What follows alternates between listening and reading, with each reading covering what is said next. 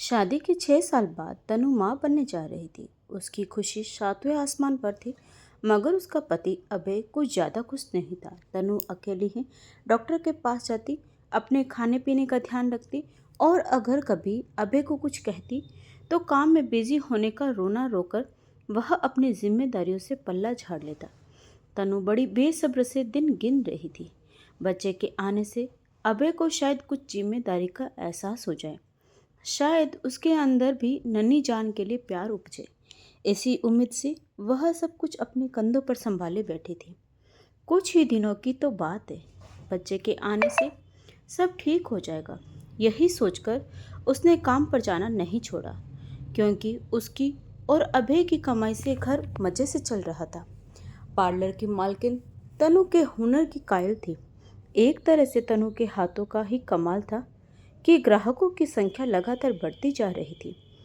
तनु के इस नाजुक वक्त में सैलून की मालकिन और बाकी लड़कियां उसे पूरा सहयोग देती। उसका जब कभी जी मचलता या तबीयत खराब लगती तो वह काम से छुट्टी ले लेती। एक प्राइवेट कंपनी में मैनेजर अभय स्वभाव से रूखा था। उसके अधीन 2-4 लोग काम करते थे।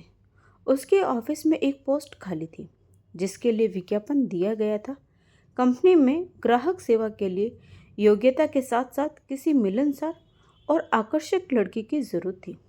एक दिन तीखे नैन नक्श वाली नीता नौकरी के आवेदन के लिए आई। उसकी मधुर आवाज़ और खूबसूरती से प्रभावित होकर और कुछ उसके पिछले अनुभव के आधार पर उसका चयन कर लिया गया।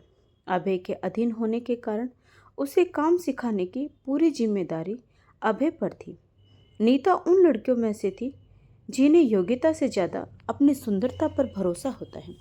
अब तक के अपने अनुभवों से वह जान चुकी थी कि किस तरह अपनी सुंदरता के दम पर आसानी से सब कुछ हासिल किया जा सकता है।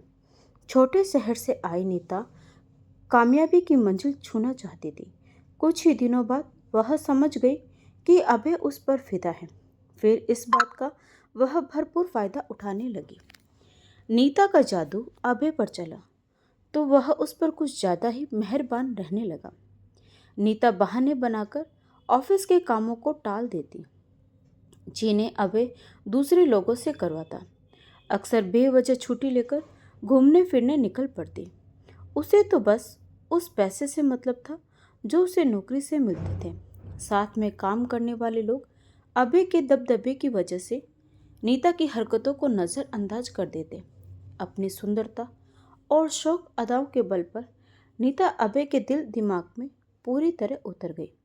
उसकी और अभय की नज़दीकियां बढ़ने लगी। काम के बाद दोनों कहीं घूमने निकल जाते। उसे खुश करने के लिए अभय उसे महंगे तोहफे देता। आए दिन किसी 5 सितारा होटल में लंच या डिनर पर ले जाता। अभय का मकसद नीता को हासिल करना था और नीता भी खूब समझती थी कि क्यों अभय उसके आगे पीछे भंवरे की तरह मंडरा रहा है। पहले अभय ऑफिस से घर जल्दी आता था तो दोनों साथ में ही नहीं खाते। अब देर रात तक तनु उसका इंतजार करती रहती और फिर अकेले ही खाकर सो जाती। कुछ दिनों से अभय के रंग ढंग बदल गए थे। ऑफिस में भी सज धज कर जाता। उधर इन सब बातों से बेखबर तनु नन्हे मेहमान के आने की कल्पना में डूबी रहती। उसकी दुनिया सिमट कर छोटी हो गई थी। घर के आंगन में नन्ही गौरैया ने बड़ी कोशिश से अपना घोंसला बनाया था। घास के तिनके फेंक कर बटोरती। गौरैया को देखकर तनु के होठों पर मुस्कान आ गई। हाथ सहज ही अपने पेट पर चला गया। पेट के उभार को सहला हुआ वह ममता से भर उठी। कुछ ही दिनों में एक नन्हा मेहमान उसके आंगन में किलकारियां मारेगा। इन्हीं ख्यालों में खोई हुई वह तार पर सूख रहे कपड़े बटोरकर कमरे में आ गई। कपड़े रखकर रसोई की तरफ मुड़ी ही थी कि डोरबेल बजी। आज तुम इतनी जल्दी कैसे आ गई घर में? घुसते ही अभय ने पूछा। आज मन नहीं किया काम पर जाने का। तबीयत कुछ ठीक नहीं है, तनु ने जवाब दिया। तनु इस आस से अभय के पास खड़ी रही कि तबीयत खराब होने की बात जानकर वह परेशान हो उठेगा, गले से लगाकर प्यार से उसका हाल पूछेगा। मगर बिना कुछ कहे सुने जब वह हाथ मुंह धोने बाथरूम में चला गया तो बूझी सी तनु रसोई की ओर चल पड़ी। अगले दिन धोने के लिए कपड़े निकालते वक्त उसे अभय की पैंट की जेब में फिल्म की 2 टिकट मिली। उसे थोड़ी हैरानी हुई। अभय फिल्मों का शौकीन नहीं था। कभी कोई अच्छी फिल्म लगी होती तो तनु ही जबरदस्ती उसे खींच कर ले जाती। तनु ने अभय से इस बारे में पूछा। टिकट की बात सुनकर वह कुछ सक पका गया। फिर तुरंत संभल कर उसने बताया कि ऑफिस के एक सहकर्मी के कहने पर वह चला गया था। कुछ दिन ही बीते थे कि एक दिन अभय के पर्स में तनु को सोनार की दुकान की एक पर्ची मिली। शंकित तनु ने अभय के घर लौटते ही उस पर सवालों की बौछार कर दी। अभय ने नीता को जन्मदिन में देने के लिए गोल्ड ड्रिंक बुक करवाई थी, लेकिन किसी शातिर अपराधी की तरह अभय उस दिन सफेद झूठ भूल गया। अपने होने वाले बच्चे का वास्ता देकर उसने तनु को यकीन दिलाया कि उसके दोस्त ने अपनी पत्नी को सरप्राइज देने के लिए पर्ची उसके पास रखवाई है। इस घटना के बाद से अभय कुछ सतर्क रहने लगा। अपनी जेब में अब वह कोई सबूत नहीं छोड़ता था। तनु की डिलीवरी का समय नज़दीक था। अभय ने उसके जाने का इंतजाम कर दिया। तनु अपनी माँ के घर चली आई। अपनी माई के पहुँचने के कुछ दिन बाद ही तनु ने एक बेटे को जन्म दिया। उसकी खुशी का ठिकाना नहीं था। उसके दिन रात नन्हे अंशुल के साथ बीतने लगे। 4 दिन तनु और बच्चे के साथ रहकर अभय ऑफिस में जरूरी काम की बात कहकर वापस लौट आया। तनु के ना रहने पर वह अब बिल्कुल आजाद पंछी था। उसकी और नीता की प्रेम लीला परवान चढ़ रही थी। ऑफिस में लोग उसके बारे में दबी छिपी बातें करने लगे थे, मगर अभय को अब किसी की परवाह नहीं थी। वह हर हाल में नीता का साथ चाहता था। कुछ महीने बीत गए। तनु ने अभय को फ़ोन करके बताया कि वह अब घर आना चाहती है। जवाब में अभय ने तनु से कुछ दिन और आराम करने की बात कही। तनु को अभय की बात कुछ जज नहीं, मगर उसके कहने पर वह कुछ दिन और रुक गई।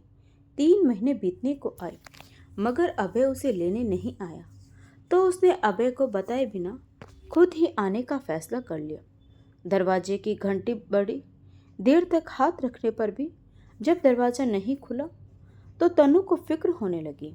आज इतवार है, ऑफिस नहीं गए होंगे, दरवाजे पर ताला भी नहीं है।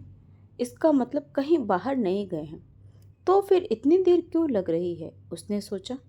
कंधे पर बैग उठाए और एक हाथ से बच्चे को गोद में संभाले वह अनमनी सी खड़ी थी कि खटक से दरवाज़ा खुला। एक बिल्कुल अनजान लड़की को अपने घर में देख तनु हैरान रह गई। उससे कुछ पूछ पाती उससे पहले ही नीता बिजली की तेजी से वापस अंदर चली गई। अभय ने तनु को यूं इस तरह अचानक देखा तो उसकी सिट्टी पिट्टी गुम हो गई। उसके माथे पर पसीना आ गया। उसका घबराया चेहरा और घर में एक पराई औरत को अपनी गैर मौजूदगी में देख तनु का माथा ठनका। गुस्से से तनु की थर्रियां चढ़ गई। कौन है यह और यहाँ क्या कर रही है? अभय अपने तीर दिमाग के घोड़े दौड़ाने लगा। नीता उसके अधीन काम करती है, यह बताने के साथ ही उसने तनु को एक छोटी कहानी सुना डाली कि किस तरह नीता इस शहर में नई आई है। रहने की कोई ढंग की जगह ना मिलने की वजह से वह उसकी मदद इंसानियत के नाते कर रहा है। तो तुमने यह मुझे फ़ोन पर क्यों नहीं बताया? तुमने मुझसे पूछना भी जरूर नहीं समझा कि हमारे साथ कोई रह सकता है या नहीं?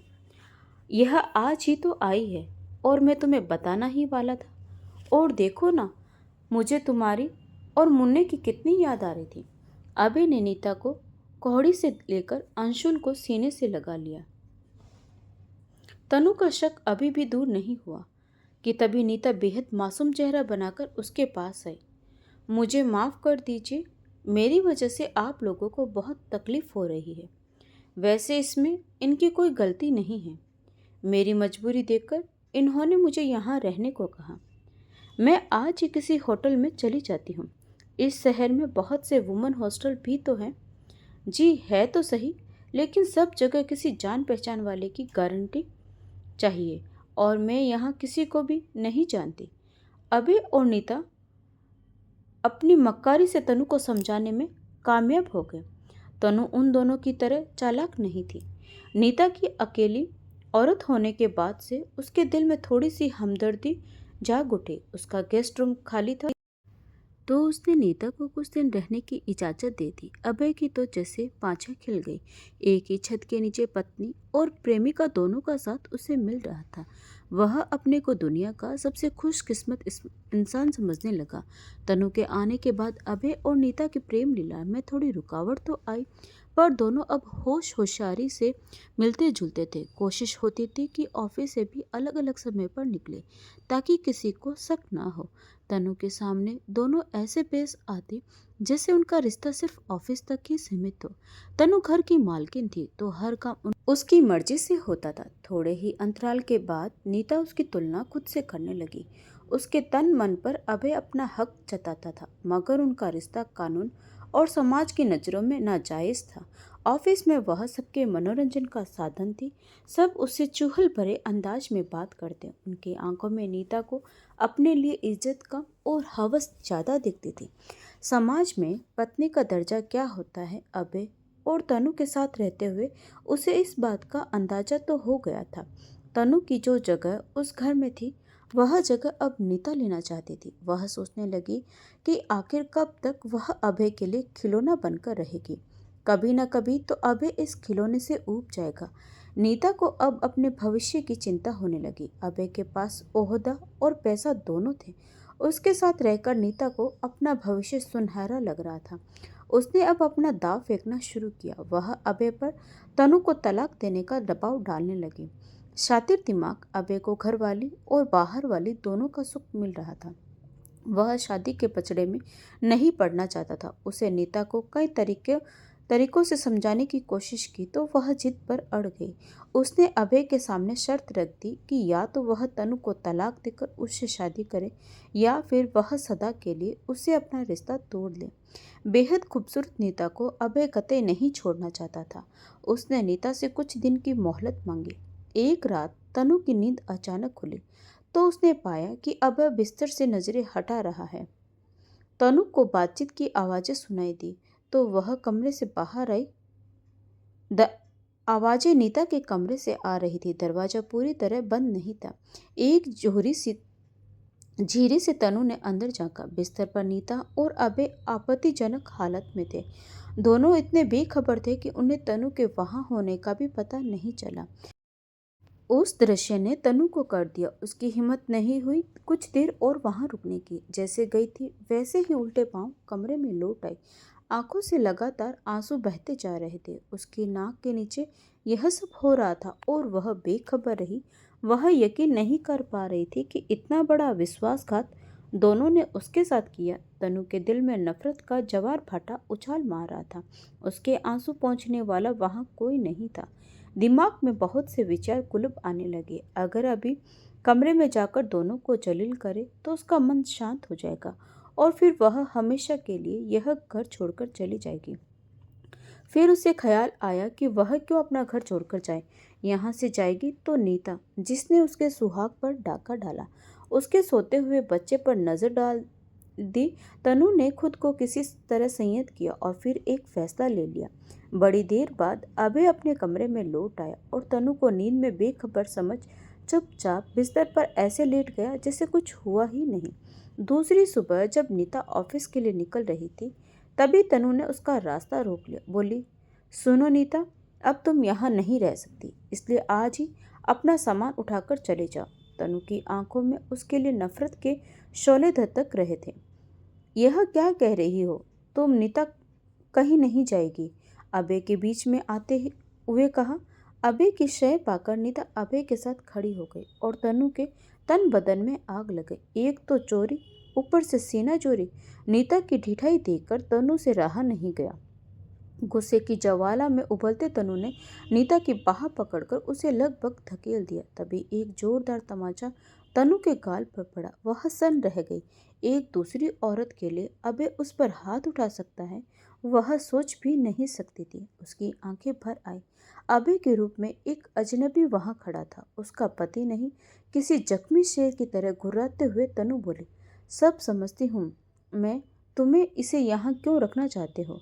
कल रात अपनी आंखों से देख चुकी हूँ तुम दोनों की घिनौनी करतूत, मर्यादा की सारी हदें तोड़ते हुए। अभय ने तनु के सामने ही नीता की कमर में हाथ डाल दिया और एक कुटिल मुस्कान के साथ बोला, चलो, अच्छा हुआ कि तुम सब जान गई। तो अब यह भी सुन लो कि मैं नीता से शादी करने वाला हूँ और यह मेरा अंतिम फैसला है। तनु अवाक रह गई। उसे यकीन हो गया कि अभय अपने होशो आवास में नहीं है। जो कुछ किया धरा है नीता का किया है। तुम अपने होश में नहीं हो अभय। यह हम दोनों के बीच नहीं आ सकती। मैं तुम्हारी पत्नी हूँ, तुम हम दोनों के बीच आ रही हो। मैं अब तुम्हारे साथ एक पल भी नहीं रहना चाहता। अभय ने बिना किसी लाग लपेट के दो टूक जवाब दे दिया। तनु अपने ही घर में अपराधी की तरह खड़ी थी। अभय और नीता एक पलड़े में थे और उनका पलड़ा भारी था। जिस आदमी के साथ ब्याह कर वह इस घर में आई थी, वही अब उसका नहीं रहा तो उस घर में उसका हक ही क्या रह जाता है। बसी बसाई गृहस्थी उजड़ चुकी थी। अभय ने जब तलाक का नोटिस भिजवाया तो तनु की माँ और भाई का खून खोल उठा। वे किसी भी कीमत पर अभय को सबक सिखाना चाहते थे, जिसने तनु की जिंदगी से खिलवाड़ किया था। रह रहकर तनु को वो थप्पड़ याद आता जो अभय ने उसे नीता की खातिर मारा था। तनु के दिल में अभय की याद तक मर चुकी थी। उसने ठंडे लहजे में घर वालों को समझा बुझा लिया और तलाकनामे पर हाँ की मोहर लगा दी। जिस रिश्ते की मौत हो चुकी है उसे कफन पहनाना बाकी था। वक्त ने गम का बोझ कुछ कम किया तो तनु अपने आप में लौटी। अपने घर वालों पर मोहताज होने की बजाय उसने फिर से नौकरी करने का फैसला लिया। तनु दिल कड़ा कर चुकी थी। नन्ही जान को अपनी माँ की देख रेख में छोड़कर वह उसी शहर में चली आई जिसने उसका सब कुछ छीन लिया था। सीने में धधकती आग लेकर तनु ने अपने आप को काम के प्रति समर्पित कर दिया। जिंदगी की गाड़ी एक बार फिर पटरी पर आने लगी। ब्यूटी सैलून में उसके हाथों के हुनर के ग्राहक कायल थे। उसे अपने काम में महारत हासिल हो चुकी थी। कुछ समय बाद ही तनु ने नौकरी छोड़ दी। अब वह खुद का काम शुरू करना चाहती थी। अपने बेटे की याद आते ही वह तड़प उठती। वह उसे अपने पास रखना चाहती थी, मगर फिलहाल उसे किसी ढंग की जगह की जरूरत थी जहां वह अपना सैलून खोल सके। तलाक के बाद कोर्ट के आदेश पर तनु को अभय से जो रुपए मिले उनमें अपनी कुछ जमा पूंजी मिलाकर उसके पास इतना पैसा हो गया कि वह अपना सपना पूरा कर सकती थी।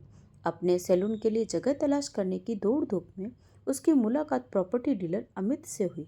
उसने तनु को शहर के कुछ इलाकों में कुछ जगह दिखाई। असमझ में पड़ी तनु जब कुछ तय नहीं कर पाई तो अमित ने खुद ही उसकी परेशानी दूर करते हुए एक अच्छी रिहायशी जगह में उसे जगह दिलवा दी। अपना कमीशन भी थोड़ा कम कर दिया तो तनु अमित की एहसानमंद हो गई। अमित के प्रॉपर्टी डीलिंग के ऑफिस के थोड़ी ही दूर पर तनु का सैलून खुल गया। आते जाते दोनों ही अक्सर मुलाकात हो जाती। कुछ समय बाद ही दोनों में दोस्ती हो गई। अमित तनु के अतीत से वाकिफ था। बावजूद इसके वह कभी भूल से भी तनु को पुरानी बातें याद नहीं करने देता था। उसकी हमदर्दी भरी बातें तनु के टूटे मन को सुकून देती। जिंदगी ने मानो हंसने मुस्कुराने का बहाना दे दिया था। दोस्ती कुछ गहरी हुई तो दोनों की शाम साथ गुजरने लगी। शहर में अकेली रह रही तनु रोज शाम को अमित के साथ घूमने निकल जाती। एक सुहानी शाम तनु और अमित हाथों में हाथ डाले घूम रहे थे। तब तनु ने पूछा। अमित ने रोमांटिक ख्यालों में डूबे तनु से पूछा, हम कब तक यूं ही मिलते रहेंगे? क्या कोई भविष्य है इस रिश्ते का? अमित एकाएक पूछे गए सवाल से चौंक गया। उसने बोला, जब तक तुम चाहो तनु, मैं हमेशा तुम्हारे साथ रहूंगा। तनु खुद तय नहीं कर पा रही थी कि इस रिश्ते का कोई अंजाम है भी या नहीं। किसी की प्रेमिका बनकर उसे भी अच्छा लगने लगा था, पर यह साथ न जाने कब छूट जाए इस बात से उसका दिल डरता था। तनु ने अमित से पूछा, अमित, तुमने अभी तक शादी क्यों नहीं की? अमित ने तनु की आंखों में देखते हुए कहा, अभी तक तुम्हारी जैसी कोई मिली ही नहीं। जब अमित ने उसे बताया कि उसके घर वाले पुराने विचारों के हैं तो तनु को यकीन हो गया कि उसके तलाकशुदा होने की बात जानकर वे अमित के साथ उसकी शादी को कभी स्वीकार नहीं करेंगे। आने वाले कल का डर मन में छिपा था, मगर अपने वर्तमान में वह अमित के साथ से खुश थी। अमित की बाइक पर उसके साथ सटकर बैठी तनु को एक दिन जब अभय ने बाजार में देखा तो वह नाक की तरफ फुफकार उठा। तनु अब उसकी पत्नी नहीं थी। यह बात जानते हुए भी तनु का किसी और के साथ इस तरह घूमना फिरना उसे नागवार गुजरा। उसकी कुटित मानसिकता यह बात हजम नहीं कर पा रही थी कि उसकी छोड़ी हुई औरत किसी और आदमी के साथ खुश दिखे। घर आकर अबे बहुत देर तक गुस्से में रहा। तनु उस आदमी के साथ कितनी खुश लग रही थी यह बात रह रहकर दंस मार रही थी। नीता से शादी करके उसके अहम को संतुष्टि तो मिली, लेकिन नीता पत्नी नहीं थी। शादी के बाद भी नीता पत्नी ना होकर प्रेमिका की तरह रहती थी। घर के कामों में वह बिल्कुल फुहर थी। उसकी फिजूल खर्ची से अबे अब परेशान रहने लगा था।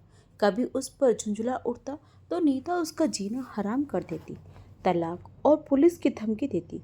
उसे जो सुख नीता से प्रेमिका के रूप में मिल रहा था वह उसकी पत्नी बनते ही नीरस लगने लगा। शौक का भूत जल्दी ही सिर से उतर गया। अब उसे तनु की अच्छाइयाँ याद आने लगी। अब वह फिर से तनु के साथ रहना चाहता था। किसी तरह तनु के घर और सैलून का पता लगाकर एक दिन वह तनु के फ्लैट पर आ धमका। एक अरसे बाद अचानक उसे सामने देखकर तनु चौंक उठी। अबे को आखिर मेरा पता कैसे मिला और अब यहाँ क्या करने आया है? कैसी हो तनु? बिल्कुल बदल गई हो, पहचान में ही नहीं आ रही। अभय ने उसे भरपूर नजरों से घूरा।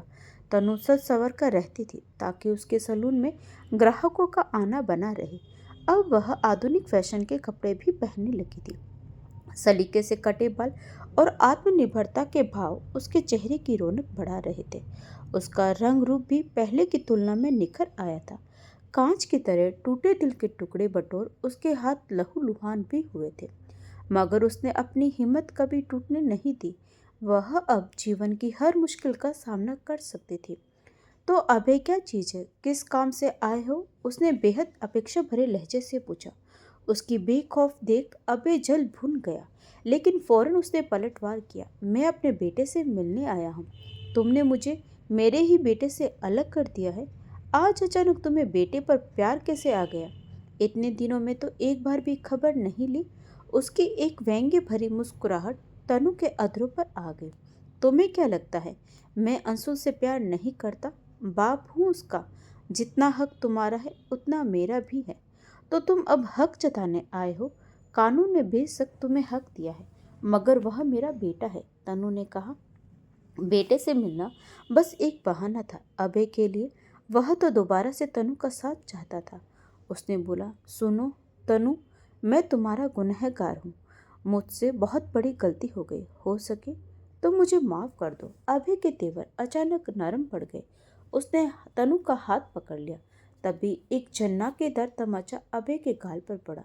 तनु ने बिजली की फुर्ती से फौरन अपना हाथ छुड़ा लिया। अभय का चेहरा तमतमा गया। इस खातिरदारी की तो उसे उम्मीद ही नहीं थी। वह कुछ बोलता उससे पहले ही तनु ने कहा, आज के बाद दोबारा मुझे छूने की हिम्मत की तो अंजाम इससे भी बुरा होगा। यह मत भूलो तुम अब मेरे पति नहीं हो और एक गैर आदमी मेरा हाथ इस तरह से नहीं पकड़ सकता, समझे? अब दफा हो जाओ यहाँ से। एक भद्दी सी गाली लेकर अभय बोला, सती सावित्री बनने का नाटक कर रही हो। किस किस के साथ अय्याशी करती हो सब जानता हूँ। अगर उनके साथ तुम खुश रह सकती हो तो मुझ में क्या कमी है? मैं अगर चाहूँ तो तुम्हारी इज्जत सारे शहर में उछाल सकता हूँ। इस थप्पड़ का बदला तो मैं लेकर रहूँगा। और फिर तनु को बदनाम करने की धमकी देकर अभय वहाँ से चला गया। कितना नीच और क्रूर हो चुका है अभय। तनु की सहन शक्ति जवाब दे गई।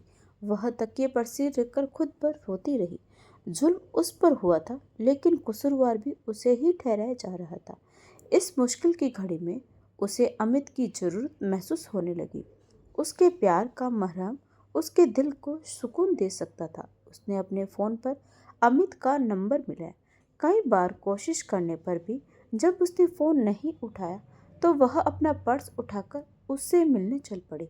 अभय किसी भी हद तक जा सकता है, यह तनु को यकीन था। वह चुप नहीं बैठेगा। अगर उसकी बदनामी हुई तो उसके सैलून के बिजनेस पर भी इसका बुरा असर पड़ सकता है। वह अमित से मिलकर इस मुश्किल का कोई हल ढूंढना चाहती है। क्या पता उसे पुलिस की भी मदद लेनी पड़े। अमित के ऑफिस में ताला देखकर वह निराश हो गई।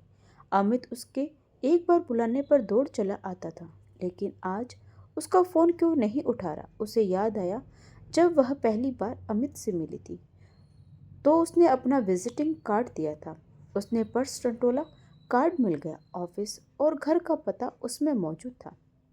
उसने पास से गुजरते ऑटो को रोककर पता बताया। धड़कते दिल से तनु ने फ्लैट की घंटी बजाई। एक आदमी ने दरवाजा खोला। तनु ने उससे अमित के बारे में पूछा तो वह अंदर चला गया। थोड़ी देर बाद एक औरत बाहर आई, बोली, जी कहिए, किससे मिलना है। लगभग उसकी ही उम्र की दिखने वाली उस औरत ने तनु से पूछा, जी मैं अमित जी से मिलने आई हूँ, क्या यह उनका घर है। पूछते हुए उसे थोड़ा अटपटा लगा कि पता नहीं यह सही एड्रेस है भी या नहीं। मैं अमित की पत्नी हूँ, क्या काम है आपको। आप अंदर आ जाइए, अमित की पत्नी ने विनम्रता से बोला। अविश्वास से तनु की आंखें खुली रह गई। तनु ने उस औरत को करीब से देखा। वह सुंदर और मासूम थी। मांग में सिंदूर दमक रहा था और चेहरे पर एक पत्नी का विश्वास था। कुछ रुककर अपनी लड़खड़ाती जुबान पर काबू पाकर तनु बोले, जी कोई खास बात नहीं थी, मुझे एक मकान किराए पर चाहिए था, उसी के सिलसिले में बात करनी थी। मगर आपने अपना नाम तो बताया नहीं। मैं अपने पति को कैसे आपका संदेश दूंगी, वे खुद समझ जाएंगे, तनु ने कहा और पलटकर तेज कदमों से मकान की सीढ़ियां उतरकर सड़क पर आ गई। अजीब मजाक किया था कुदरत ने उसके साथ। उसने शुक्र मनाया कि उसकी आंख समय रहते खुल गई। अमित ने भी वही दोहराया था जो अभय ने उसके साथ किया था। एक बार फिर से वह ठगी गई थी, मगर इस बार वह मजबूती से अपने पैरों पर खड़ी थी। जिस जगह पर कभी नीता खड़ी थी, उसी जगह पर आज उसने खुद को पाया। क्या फर्क था भला उसमें और नीता में। तनु ने सोचा, बहुत फर्क है। मेरा जमीर अभी मरा नहीं है। मैं इतनी खुदगर्ज नहीं हो सकती कि किसी का बसेरा उजाड़ दूं। जो गलती उससे हो गई उसे अब मैं नहीं दोहराऊंगी। उसने तय कर लिया कि अब वह किसी को अपने दिल से खेलने नहीं देगी। वह अपने बच्चे के लिए जिंदा रहेगी। उसे अभय और अमित जैसे लोगों की कोई जरूरत नहीं, बस अब और नहीं। इस बीच अभय और नीता की शादी के रिश्ते में बहुत कड़वाहट आ गई। नीता जो सिर्फ पैसा और ऐशो आराम चाहती थी, अभय के व्यवहार से ऊब गई और किसी और अमीर आदमी के साथ चली गई। अभय अकेला और असफल महसूस करने लगा। उसने कई बार तनु से माफी मांगने की कोशिश की, लेकिन तनु ने पीछे मुड़कर नहीं देखा। अभय के लिए यह सबसे बड़ा झटका था। उसने तनु को खो दिया। नीता भी चली गई और ऑफिस में उसके कैरेक्टर को लेकर बातें होने लगी। कुछ ही महीनों में उसकी नौकरी भी छूट गई। अकेलेपन और पछतावे से घिरे अभय को अब समझ आया कि उसने जो किया वह उसकी सबसे बड़ी गलती थी। इधर तनु ने अपने संघर्ष से एक सफल जीवन बना लिया। उसने अपना खुद का ब्यूटी सैलून खोला, जो धीरे धीरे शहर का एक लोकप्रिय सैलून बन गया। उसके आत्मसम्मान और मेहनत ने उसे उस मुकाम पर पहुंचा दिया जहां किसी अमित और अभय का सहारा उसकी जरूरत नहीं थी। उसने अपने बेटे अंशुल की परवरिश के लिए खुद को पूरी तरह से झोंक दिया। अब तनु के चेहरे पर एक नई चमक थी, आत्मनिर्भरता और आत्मसम्मान की। उसने अपने अतीत से सीखा कि खुद से प्यार करना और आत्मनिर्भर बनना ही असली खुशी है। आखिरकार तनु ने साबित कर दिया कि एक औरत कमजोर नहीं होती अगर वह खुद पर भरोसा रखे। अपनी दुनिया खुद बना सकती है। उसने साबित कर दिया कि आत्मनिर्भरता ही उसकी सबसे बड़ी ताकत है और कोई भी परिस्थिति कितनी भी मुश्किल क्यों ना हो, अगर हिम्मत हो तो नई राह बनाई जा सकती है। दोस्तों, अगर आपको यह कहानी थोड़ी सी भी अच्छी लगी हो तो लाइक करना मत भूलिए। मिलते हैं एक नई कहानी के साथ। आपका बहुत बहुत धन्यवाद।